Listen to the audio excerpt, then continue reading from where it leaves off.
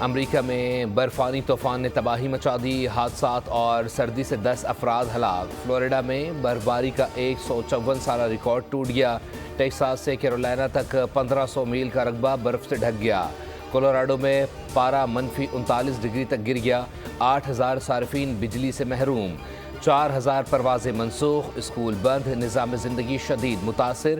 متعدد ریاستوں میں ایمرجنسی نافذ۔ انڈونیشیا میں لینڈ سلائیڈنگ سے اب تک 19 افراد ہلاک، زندہ بچ جانے والوں کی تلاش جاری۔ جاوا میں موسلادھار بارش سے مرکزی سڑک پر لینڈ سلائیڈنگ کا باعث بنی۔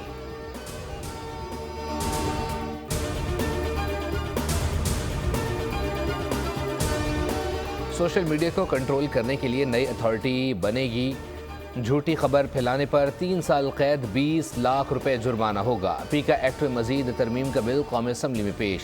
سوشل میڈیا سمیت فیک نیوز سے متعلق اہم قانون سازی کی جائے گی۔ وزیر قانون ناظم نذیر تارڑ بولے، مقررہ مدت میں ٹرائل مکمل نہ ہونے پر نتائج ہوں گے۔ ٹرائل کورٹ کو مقدمات کا فیصلہ 6 ماہ سے 1 سال میں کرنا ہوگا۔ ماڈرن ڈیوائسز کو قانونی شہادت میں شامل کیا جائے گا۔ نظام میں اتنی خرابیاں ہیں کہ کسی پر کچھ ثابت ہی نہیں ہوتا۔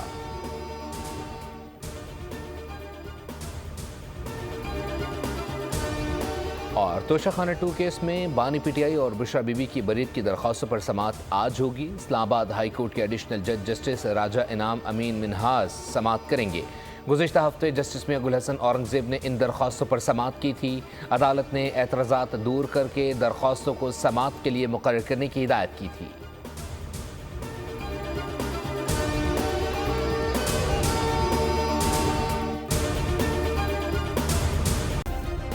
سبسکرائب کریں اور بیل دبائیں تاکہ کوئی خبر رہ نہ جائے۔